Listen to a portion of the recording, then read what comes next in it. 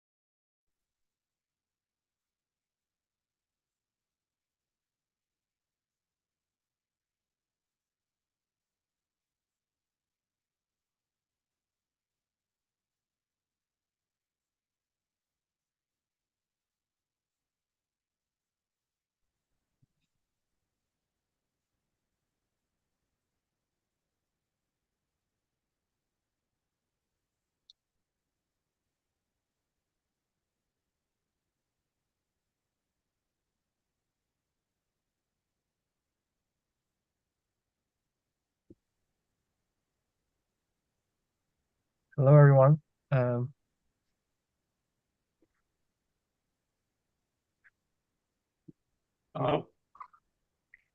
I guess I'm here to help you. I can answer some of your questions about the uh our task about sequence to function for longevity. So if you guys have any questions, I'm here to answer them.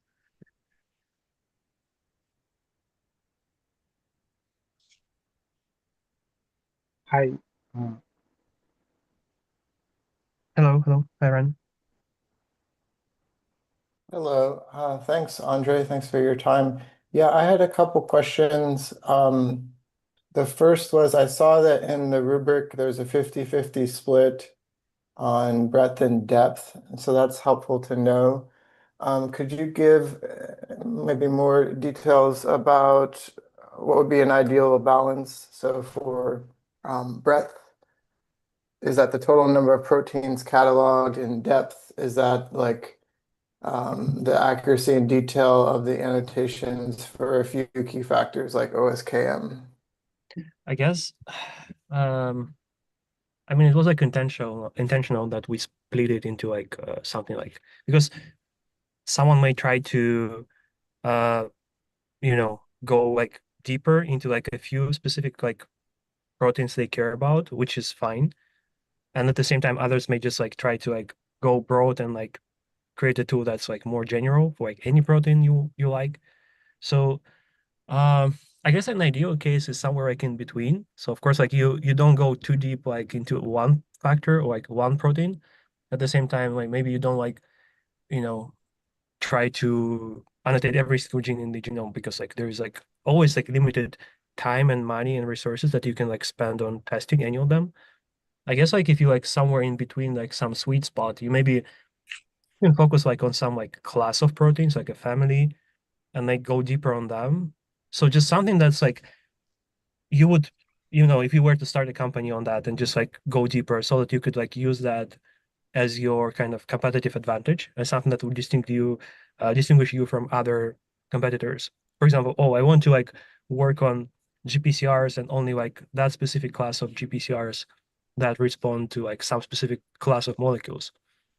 And I think it's totally fine. It would be something actually perfect. And that way you can go deeper into various classes of those specific receptors, for example. And then you can, be still broad, because for every of those receptors, there are dozens, if not hundreds of, homologs. Um, is it a good answer to your question? Thanks. Yeah, So thanks. That's helpful. so if it's just two failure modes is when you for example, go over the whole internet, and you just scrap all the data for basically you copy UniProt. We already have UniProt that's annotated every single protein out there. So it's not something usable. I mean, it's already there. I don't copy a tool that's already available. And if you go very deep on one protein, then you basically, you're just pigeonholing you into something that some groups or labs may have spent 20 years on. So if you go somewhat a bit broader, at the same time, you kind of learn something useful about the biology of that class of proteins. And there are many of them. There are 20,000 of proteins. So you always find some and you basically can spend like on every one of them, you can spend like your whole career, and people do that all the time. So it has to be like usable by you and potentially like interesting for other people to like look at and like learn from your experience. And like the dream is if you like in that like while you're building that tool for you, if you learn something interesting that you can actually share with others and like teach them, uh, that would be like a huge win. Okay, do you have more questions, or we can switch to Palash or Zach or Maxime? Yeah, Palash? maybe I can let them go. Okay, Palash, do you want to answer a question? Yeah, so I do not have any domain expertise, but I just have few questions. So each protein have lot of information or features in these databases that we already see, like like that you mentioned. But what are the features that are most crucial for example, what are the things that one should look into? Which features that will give a comprehensive idea about the longevity? So if you Mhm. can just give some brief idea on that. I think there's like an echo and someone else is talking as well. Uh, I hope I understood the question correctly.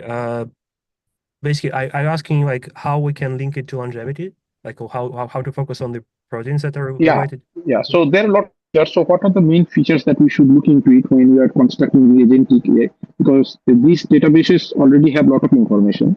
So we do not want to capture all of the things, but most interesting lessons related to the longevity. So what are the things that we should look into it? I added a bunch of like links, like gene age or I mean gene age is a good start, or like open genes. I Mhm. linked them to like to the problem description, right? Doc, yeah, yeah, Yes. yeah. So I mean this is a good start because like we don't have evidence that every single protein is involved in longevity. Actually, like the set of genes, I think it's like gene age is like the most extensive one, and it's like 200 genes or something.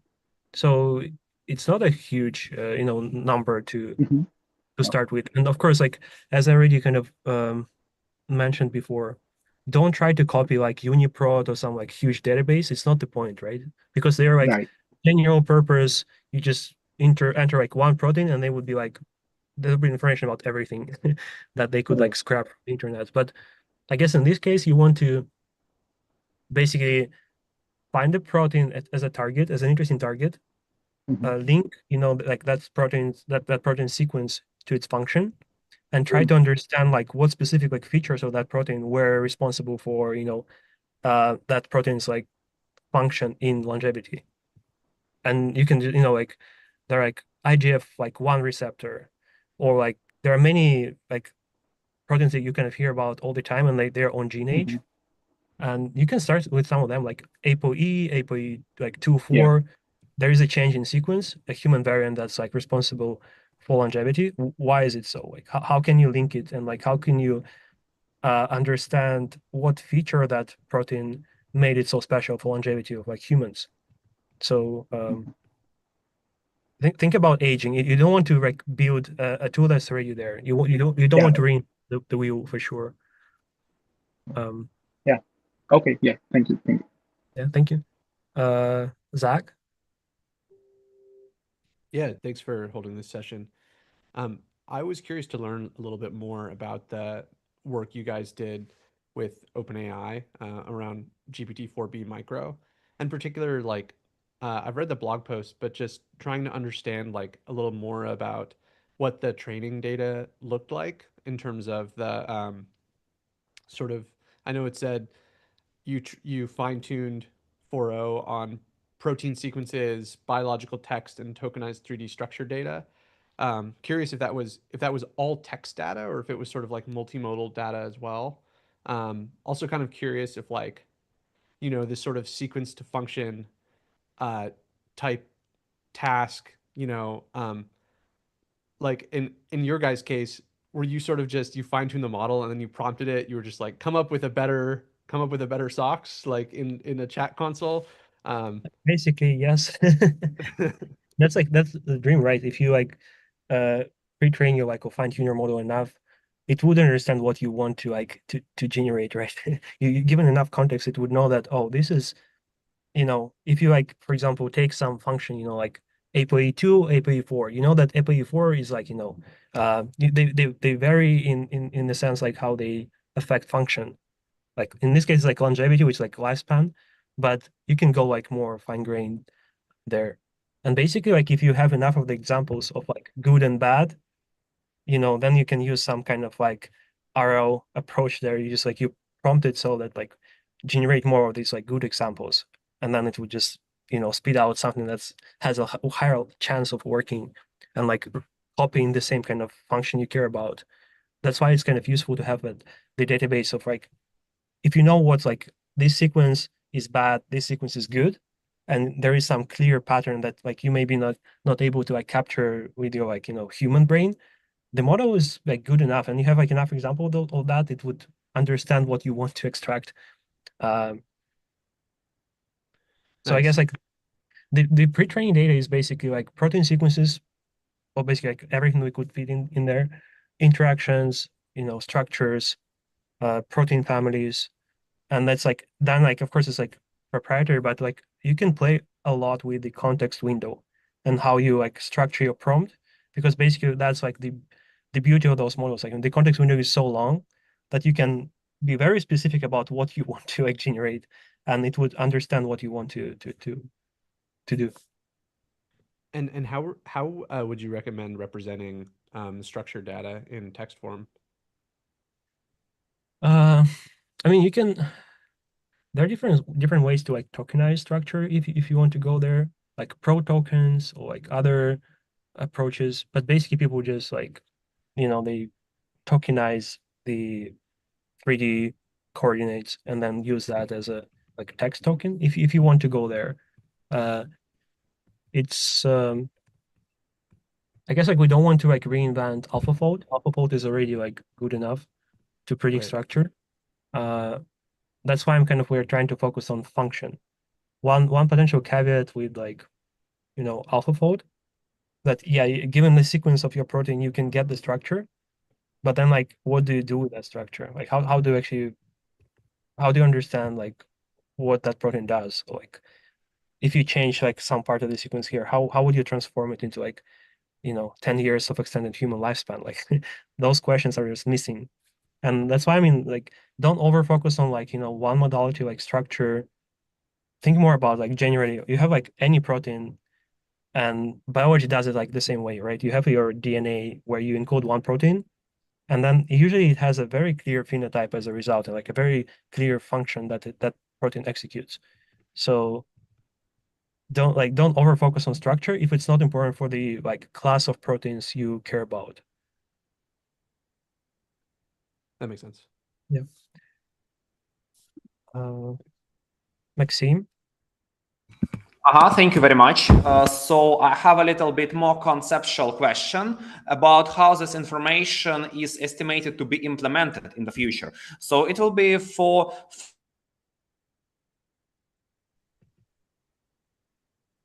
I think we have lost connection to Maxime. understanding of how these proteins work, or in vitro editing. There is some issues with the internet. Yeah, I mean the connection like Yes. sometimes So can what you will be the implementation? A kind of in vitro or in vivo gene editing to improve the features of these proteins so that we could live longer and healthier, or it will be more a fundamental story? again, it would depend on the protein, like protein family or like a class of proteins that you pick, because there are different ways you can, drug them. If it's a receptor, you can develop an antibody against it. If it's like an enzyme, you can develop a small molecule to block it. It just like I wouldn't want to like limit you to like pigeonhole you into one class of proteins because there are so many of them. I guess like the implementation is like down a bit of downstream, First you need to understand what you want to like implement, right? And you want to like that specific like whether like protein class, that it's associated with like longevity, like extended lifespan. If you could link it back to like, oh, it's associated because there is some like domain that's responsible for that. and that may make, you know, like your next like drug discovery efforts more informed. So Okay, thank you. it would depend. You have like, you know, don't think about the hammer, think about the house that you want to build. So if you like start thinking about, oh, I only want a small molecule, then you pigeonhole yourself into like, oh, I'm gonna only focus on like enzymes or structured proteins or GPCRs. But maybe you can use like an antibody, or, you know, just like maybe even like gene therapy. Why not? Just like be open to different, you know, like hammers or different tools Okay, you would thank use. you very much. Yes, that's what I wanted to clarify. Okay, thank you. Ryan, do you have one more question? Yeah, I saw in the rubric that it was saying the function was one of the outputs. And so for what might you be looking for there? Is it a molecular level description like binds to the promoter of gene X? Is that valuable, or is it more valuable to say something that's phenotypic, like increases reprogramming efficiency by 20%? Because then this would tell us which data we should be extracting from the literature. I guess like I would not encourage you to go like very you know, deep on like those like, oh, that promote like that where like gene binds to that, like that protein binds to that promoter, because usually they bind not only to that promoter but like to some motif that's present in like, you know, 10% of your genome. Uh, I guess like phenotypic data is what like, again, like think about evolution, right? It has your genome and then it introduces some random edits to your genome and then it measures the function. And usually it's a phenotype. It's not some like whether that protein binds better to that promoter. I mean, of course it happens in somewhere like in the middle, but the like natural force of evolution, they would just like select the most fit phenotype. They wouldn't care about like how that specific like edit to your protein sequence led to that phenotype. So, and that's like, try to mimic evolution here. Like you have the sequences that are conserved across the tree. There are some functions and phenotypes that are conserved or maybe not conserved. And if there is like a flip, you know, some function was there and then it disappeared, and you can link it to some sequence change, like in inherited protein. That may be way more important, like than just like figuring out like that specific promoter was like less activated.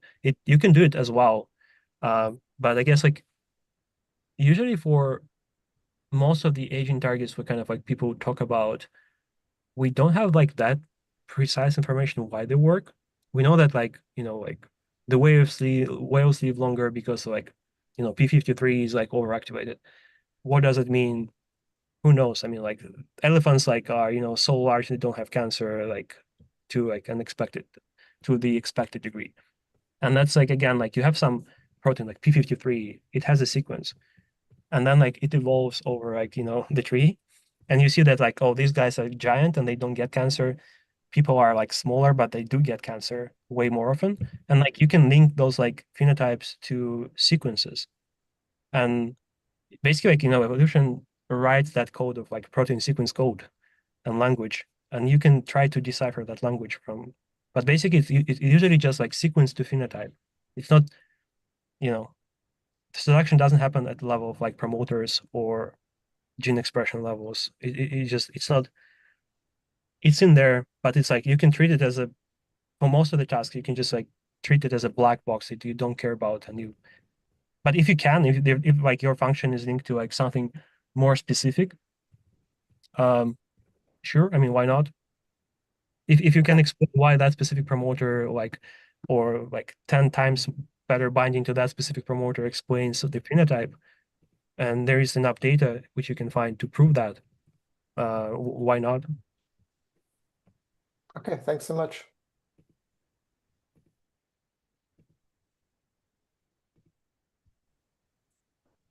Do you guys have more questions?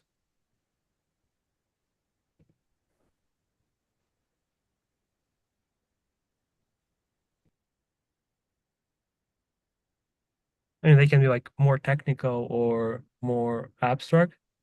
I guess Yeah, Ryan.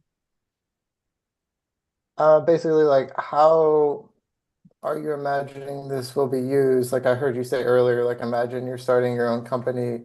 I guess I was just thinking more along the lines of like how might Retro use this? Would like protein engineers be querying this database that's created, or is this more for like generative AI models? I don't think it's. I mean, first of all, it's not for us, and it's not like we're gonna like directly use it and like we want to like scoop your ideas or anything. No, it has to be something like general that you would be curious to work on after that. And of course, I mean, if you can share it with others and they can like use it, it's going to be helpful. It's more, I guess, like if you have that database, you can, I mean, you can just like try to repeat, GPT for like O or B, like the model. You can just like use some of the open models and dump more protein data and see what it generates and if you can test it afterwards. Um, I mean, we're basically trying to like democratize the whole approach. Um, and if like the whole field can understand better why like IGF like one receptor, like insulin signaling, why is it actually so conserved and like why is it related to aging uh via some specific sequence changes. I think like the whole field would understand way more about like potential like drugs that we can develop or maybe other approaches we can try to apply to reach that like effect. Because in specifically for like aging lifespan, this is something that you have a lot of evolutionary information for. We have I don't know if I linked the um, there is a database of like species lifespan. So in theory, you can just like try to link sequences of like of a protein like family across different species to their lifespans and try to find some interesting, like flukes there. What if there is like a sequence that you just like according to like just like because of some like mutations that happened at some point in evolution, it just like led to a dramatic lifespan like increase or decrease.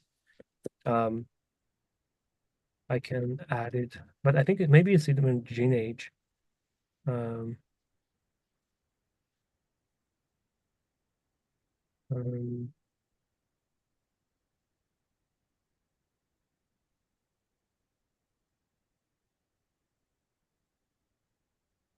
and age, animal aging. And basically, it's like the same resource, but it's like and send it chat. Um,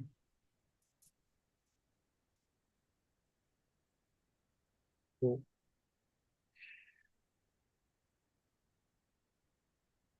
Can you see the link? It's called an age. Yeah, I think maybe you put it in the Discord then. Okay, That would yeah, probably be I the think I thing. have access to actually message all of you in the chat, which is interesting. Um, but yeah, I'll put it in the Discord. Um, Cool, thanks. So I hear you saying like generally we're looking to like help unlock the industry, create proteins. uh, just like think about it. There are many targets that like pop up in the aging field, and they have been there for like 20, 30 years. Most of them are not druggable. Just like there are no drugs against them. For some reason, the industry focuses on something like mostly like cancer-related targets, diabetes, GLP-1, a bunch of uh, like chemotherapies. But the like overall like the aging target space is severely understudied. And I think like we want to like help the whole field to like basically draw their attention to those targets. And there are a lot of them. Victor, do you have a question? Yeah, I have a question. Will it be possible to find today's recording somewhere? So repeat the question, sorry. Will it be possible to find today's recording somewhere? I'm gonna ask the organizers, but I think they're like taking notes. Yes. Yes. Thanks. It's gonna be on YouTube. Okay, great. Ivan? Ivan,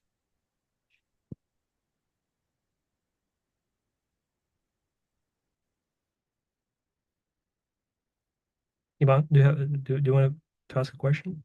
No, sorry. Sorry, I was muted. Okay. Andrey, how to handle scientific papers where many proteins modification leading to some one function? You mean like multiple edits in one sequence, or like edits in... For example, OSK cocktail, the best case of this. Yeah. So, yeah. I guess you can do it like, you can still like split them like one by one. There are not that many cases where you would actually like edit a few proteins at a time. But I mean, you can just like keep those data, just like copy them twice, like to like both genes. So it's like SOX2, KLA4, you just like copy it into both like databases. But it's like, again, it's up to you. You can think about it if you, there's not that much data about like interactions of proteins, especially like if you edit them and then like, you, except like for coevolutionary data. But if you have some, yeah, feel free to like integrate that in there. Okay. I mean, Next. technically, you usually just like you have like a very long context window, so you can just dump there like a few proteins, and you can use like special tokens if you like that, like that guy interacts with that protein, and in the end, like think about it that you can just dump it into like ChatGPT and ask it to just do something about that sequence, and now the models are quite powerful, even like to work with the sequences of proteins, and they do understand them like not horribly.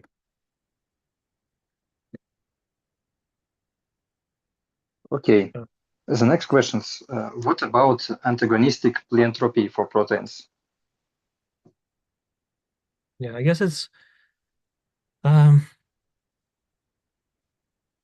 I mean that's why you can use like both of those I mean in the end it's just like a like a knowledge base, right? You can, if you know that some edits is like beneficial in like early life, but then like it's detrimental like later in life, you can just like add that as just like your like entries in your database, or you can just specify it in the function. Of course, some of the proteins may have like the same function can be like beneficial initially, but then like lead to like some weird effects later in life. It's it's like, again, think about it like from the point of view of evolution. It can only edit the genome once, right? Before like the organism is born. Then it just like it's on its own. And you're talking about time, right? And it's like when it like grows and then it just like starts aging, and there are some like proteins that like the function just like there are some trade-offs, and like this is also encoded, but for now it's just it's encoded mostly like in the regulatory part of the DNA.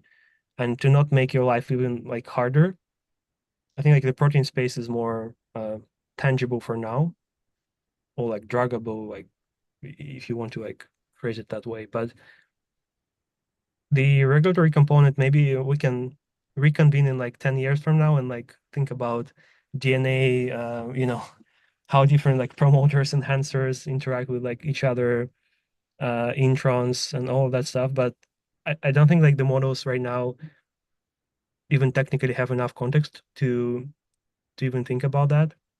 So they're fine for like protein sequences, but even like the best models, they cannot handle such a long context window for now.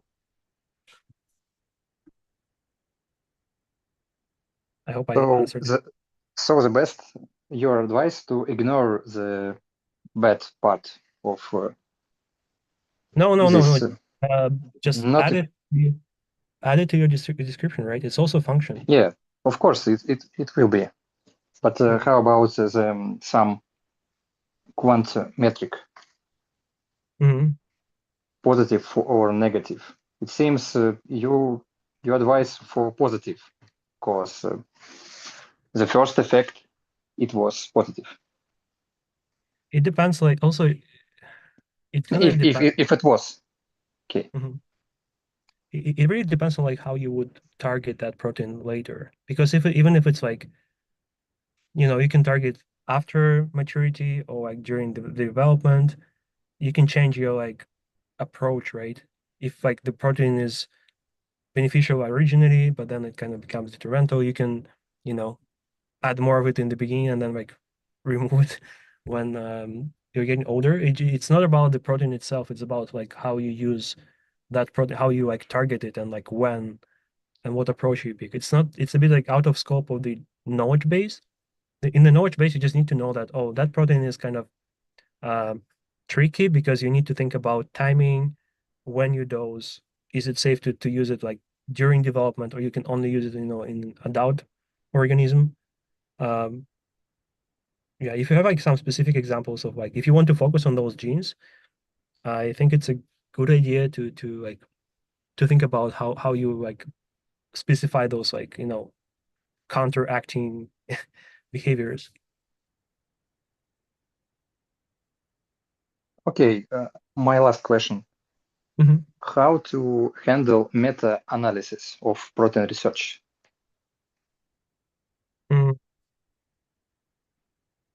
I guess like So, if it's linked to sequence, do you have any like specific example, or can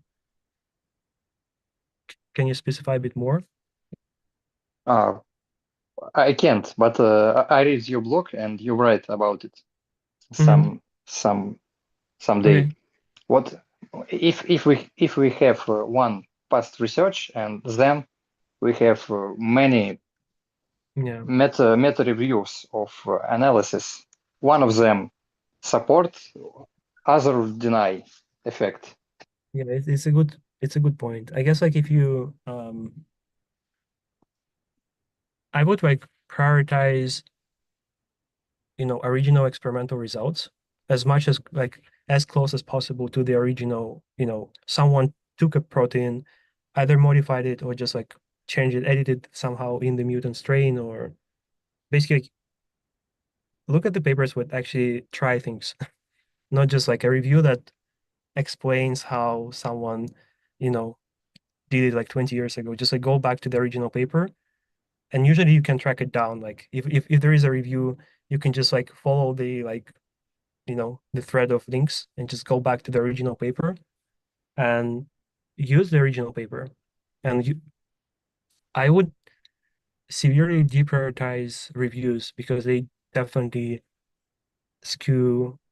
First of all, they just like they talk about an interpretation of someone who actually like, in the best case scenario, they ran the experiment. In the worst case scenario, they're like interpreting a review of someone who never even like ran that experiment. So the higher you go, like the deeper you go into like the like meta, like references, the further you go away from like reality and actual proteins and their functions. Because usually like by function, I would like personally say that you need to find that plot in the paper, where an experimental paper where people tried some variant or some protein, or they studied some strain of mice, flies, whatever. And then there's like a plot that they measured. They ran some assay or they measured lifespan. Usually it's an experimental original research paper. If it's a review, I would severely deprioritize it, because like the quality of that kind of information is usually very low.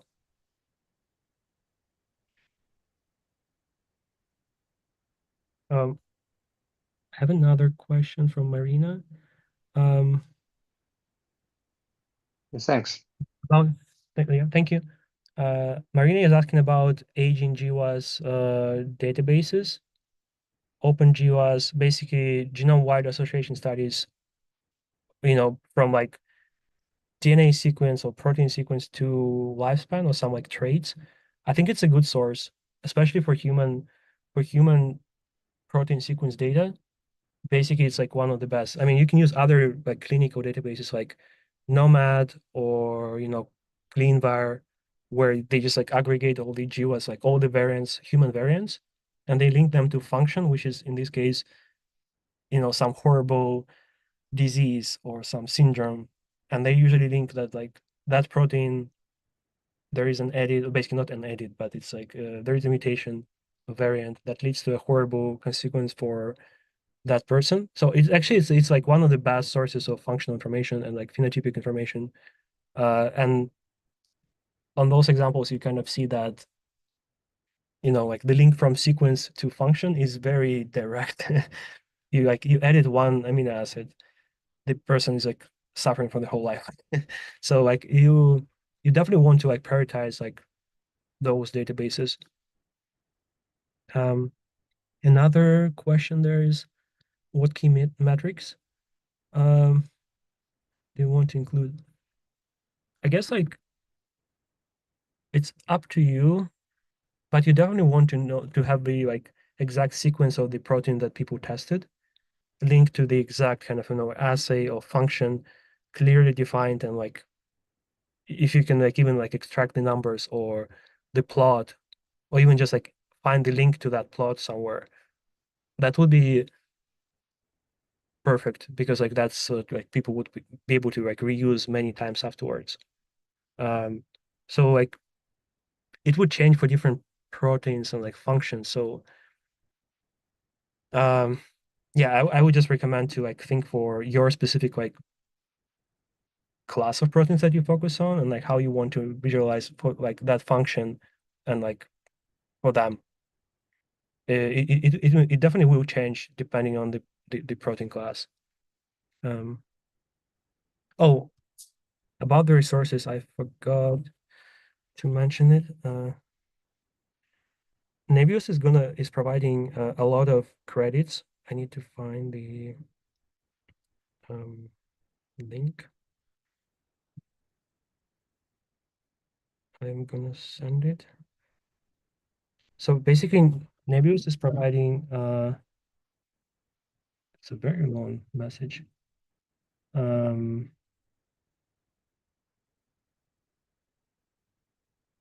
I'm just gonna copy it to here. Sorry, it's too long for me to read it. But basically, you will get resources. Nebius provides like their access to their studio, so you can use those models. I mean, they're there. Feel free to, and like, of course, you're encouraged to use them. I'm going to add it in a second.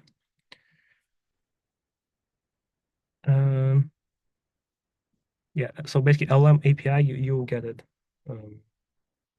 Recording in progress.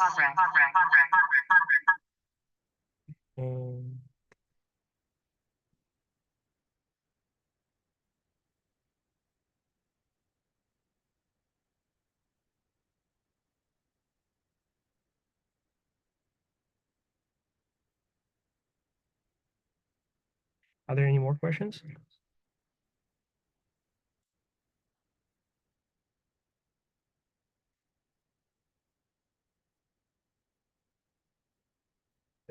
Yes.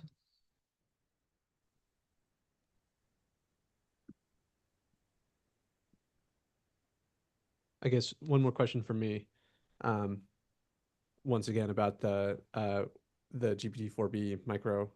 I'm curious to learn more about your guys' process, because it sounds like you guys were doing essentially a similar task here, but for the Yamanaka factors. What was your guys' process like to create that fine-tuning data? Like, did you write it yourselves? Did you build your own agent? How did you handle that? Rico joined, so he can also help answer like more questions while I'm trying to figure out how to like send you the data. Rico, can you take this one? Yeah. Your question is how we did the fine tuning, Zach? So my question was kind of like how you created the fine tuning data. Just for context, like part of the way I'm understanding this sequence to function challenge is it's sort of like a fine tuning data creation task that might allow us to sort of replicate the work that you guys did with OpenAI before different sets of protein. So given that, I think it might be helpful to learn a little bit about, how you guys sort of tackled this particular task on the problem that you were focusing on. Um, I guess it's a bit different. It's more so like I guess you can so I guess there's two components. So like you have a model that generates like novel sequences. Um and I guess like we're not expecting anyone to build that here. I think that's not really a task for an AI agent. Our model was actually trained on like a ton of like in addition to having all the literature knowledge, we trained it on a ton of additional like raw sequence and structure data. I think that's out of the scope for this challenge. Um, Although, if anyone wanted to do that, to just like generate new sequences, maybe they should just use some of the existing tools that are already out there, like ESM or ProGen or Poet. There's like a bunch of protein language models. They're not exactly like what we build, but like,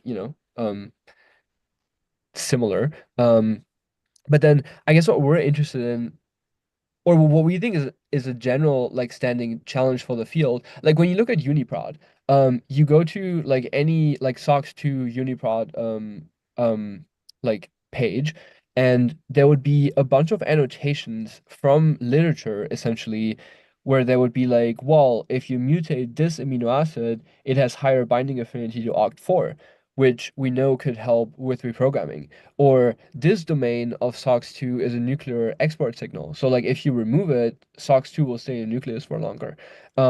So you have sort of like individual mutations, but also like subdomains of the protein that are relevant for certain functions.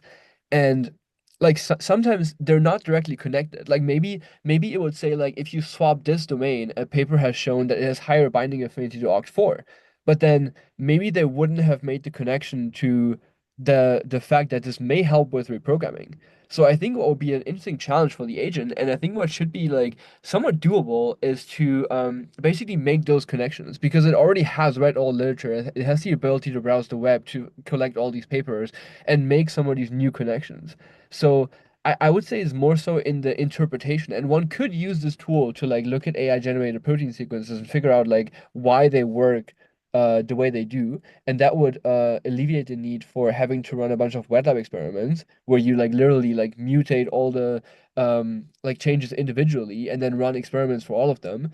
Maybe your model could just help you narrow down like what are some interesting mutations. Um, so I think that would be, and also, I mean, this is not just for retro. I think it's a general thing for the field, right? Like when you look at the GLP-1s, like they took the like one from the Gila monster, um, and it was like not a great drug because it led to a lot of immunogenicity. When they took the human version, it was also not a great drug because it had like really terribly low half-life. So they made like two amino acid, I mean for Ozempic eventually, they made like two amino acid mutations and attached like this fatty side chain. The side chain is definitely like already a huge lift, but there's also two mutations that basically increase the stability of the peptide in the plasma. So like if your agent will be able to make such connections for proteins that are relevant for aging, I think that's sort of like I think that would be a really cool like advance for the field. And I think we had this one example that where there was like a paper that I hadn't seen before, but like NRF2, for example, is a protein that's known to increase lifespan in mutant in model organisms. So it's a relevant like potential target for aging. And then it turns out that this like new class of birds basically has a version of NRF2 that isn't degraded by this other protein called KEAP1, and that may or may not relate to birds' ability to like withstand oxidative stress. Um, so those kinds of connections, I think, if we can get like even a POC that the agent is able to recover some of these like known examples, like NRF2 GLP-1s, like the ones I just mentioned, like that would be really interesting to then set out this agent to run for for any protein of interest. Mm, like maybe I want to re-engineer NRF2 to be like a great longevity drug. What would I have to change about NRF2 to make it so? Um, that's like a very long-winded way. I don't know if you guys already covered like half of what I just said, but yeah.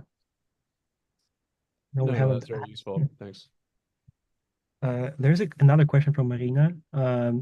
Besides CleanVar, which other databases should we rely on for GWAS-related analysis and for proteomic modifications? I guess as Rico mentioned, like UniProt has a lot of like a ton of information about edits for wild type sequences. So they have somehow, I mean, they have like referenced the original studies as well. But I mean, they're like not bad. I mean, if you can like handle greenvar, UniProt and, like Nomad, it's already a lot. Specifically for longevity, NH, GeneAge, they also like link some like SNP single nucleotide polymorphism database also has links to like longevity variants. So it's just standard databases. You can just use them.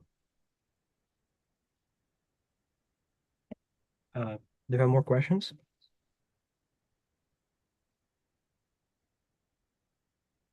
I'm trying yeah. to.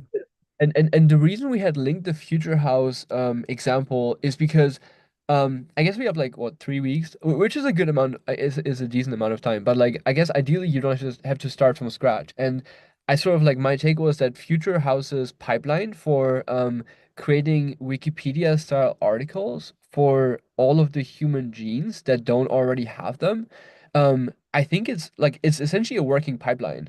And I actually don't think there's a reason you couldn't just use it as a starting point for this task. You might have to like change sort of like some of the sources that it uses, and like maybe you don't need all the components that they had. Um, but if you look at the WikiCrow work from Future House, I think it would be probably a good starting point for what I guess what we're trying to get at with this challenge.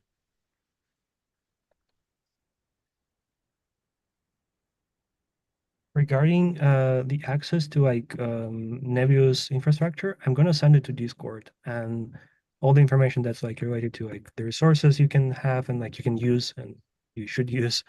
I don't have for some reason rights to post to the to the chat here, so I'm gonna just post it on Discord after the meeting. Do you guys have more questions? Yes, very short one. Okay. You can ask a long one. We still have like 10 minutes to go. Yes, it's just a question because we all, I think the task is quite broad and we already have a lot of quite interesting ideas. Is it possible to approach you in Discord to get some feedback of how relevant it is, how good it is? Yeah, of course. Like text us anytime on Discord. We're there to help and like, orient you a little bit if you're lost, or help you just like narrow down, because aging is like it's very broad. Like there are not enough people to like even if one of us would pick one target and focus on it, there are going to be like hundreds left that are not covered. So I don't think there is like any competition or anything. So just like you can post it either like in the general channel of the task if you want to share it with everyone, or just so you can directly text us, me, Rico, or Jacqueline. I think we're linked to the chat, or I can just like add the links as well. Thank you. So we'll describe and then text you. Thank you very much. More questions? Rico can definitely answer more questions about the model itself, like GPT-4B and the training and data preparation, how like that thing works. That may help you like guide your research as well.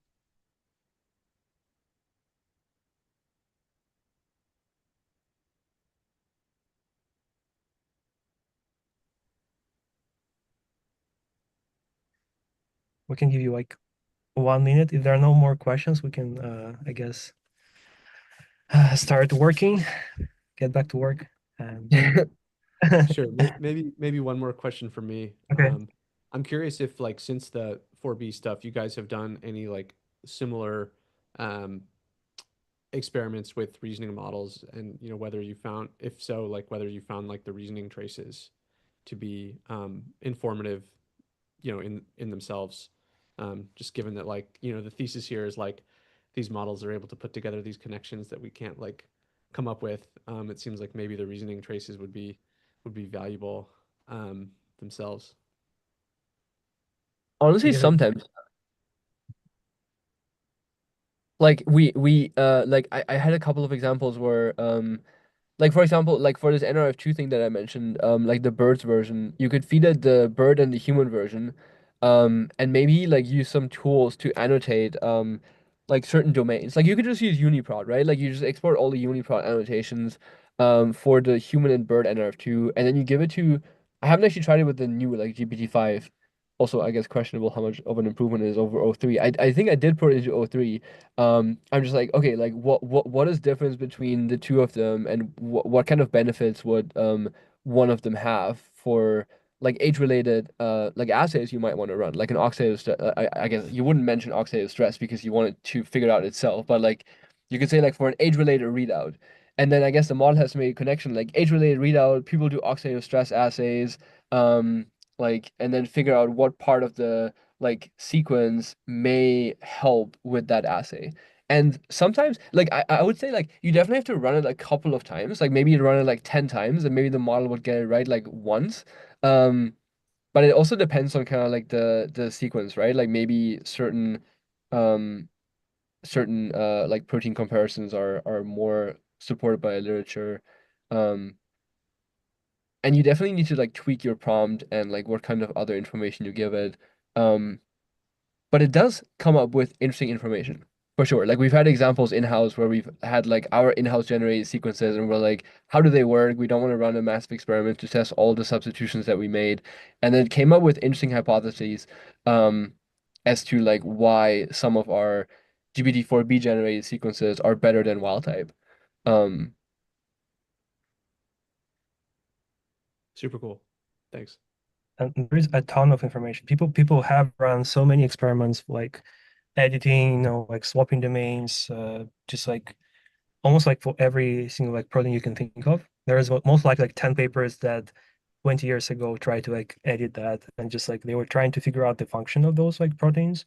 So there is like a ton of information. It's not super structured, but at the same time, I mean, even though I mean some of those papers are old, the quality of the papers was way higher than like the standard, the current level. So we can actually trust like almost like every single word they say there, and which is an interesting trade-off. But um, it's like even and deep research is very good at like reasoning and just like if you dump your protein as Rico mentioned, like you annotate it, and you like ask it to like run deep research with that sequence and annotations, it would not only like find their domains and like edits, you also find the papers that actually tested it like some time ago, and link it to function like to support or like uh, negate your like assumption, which is a very powerful. It's very slow, of course, but if you like if you're interested in only like a few proteins, you can definitely run it a few times and like see like it actually like discovers some like amazing papers and like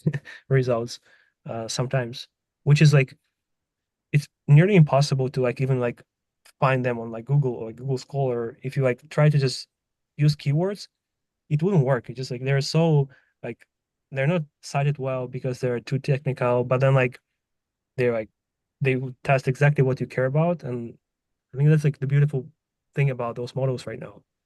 They can just like understand from the context, they just like know where to find that paper and like how to like compress that um, knowledge, not just like keywords, because keywords tend to change every like 10, 20 years.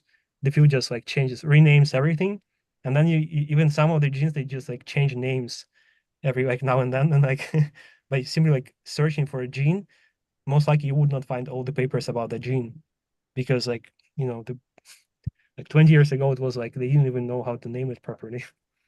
Um, we have like 5 minutes left for, I guess, like one or two questions. There's dropped another paper that we had. I don't think we included that in the challenge description, Andre. Maybe we forgot about it, but that's a cool paper as well, where they used, you could argue it's a form of protein engineering to basically get radical increases in lifespan.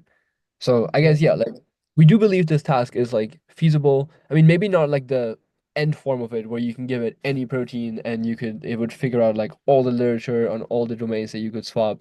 But like I think a like POC version of this that is like better than just like putting a like random question to ChatGPT and it not being able to figure it out, and then you're like, oh, I guess there's no way to figure it out now. Like something that can do better than that, like as a baseline. Like I think that would be pretty cool. I can show some actually. I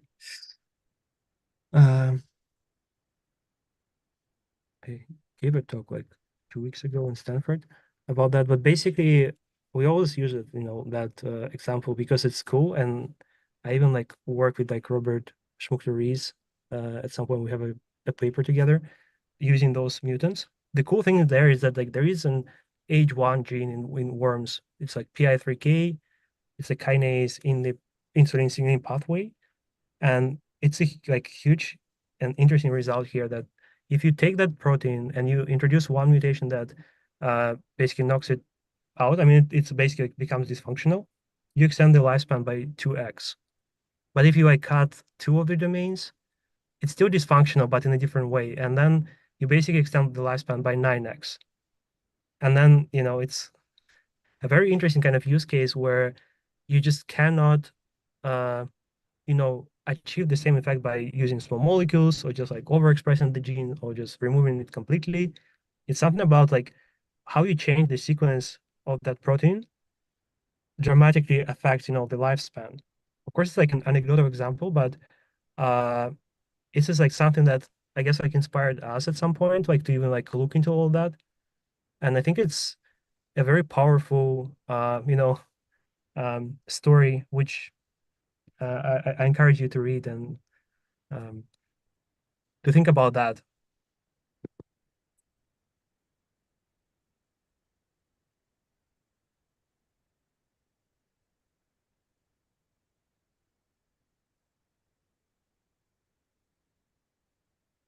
I guess like along the lines for like humans, in GWAS data, we know that there are genes that are strongly associated with longevity, and they would basically link some variants in human population to like longer lifespan.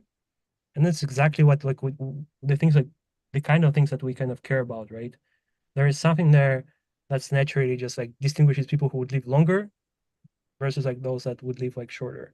And this is I guess like the dream is to find those like everything that we can use and just like transform it into like translate it into a therapy, and then like so that everyone can benefit from the same function sequence to function modifications that those lucky ones, centenarians, people who live very long, we know that both like me and Rico, we don't have those edits, so we don't have those variants. So if you're the lucky one, you can share, your genes with other people in the There form is of, yeah. there is I'm gonna post a human example. Like this protein called SIRT6 has there's a centenarian variant where because there are some variants where like you're not the protein form of it leads to beneficial effects, and I guess we framed this task about like protein sequence to function, I believe. Mhm. Yeah,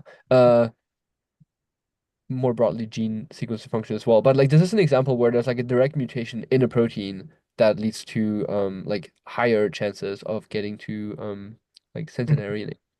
So that would be another thing that would be the agent would need to be able to recover. Yeah, And I then guess I can. yeah, for like for example, there is a company, I forgot the name of them. You can probably find it pretty easily, but they are actually trying to translate that variant into humans now via just AAV therapy. Mhm.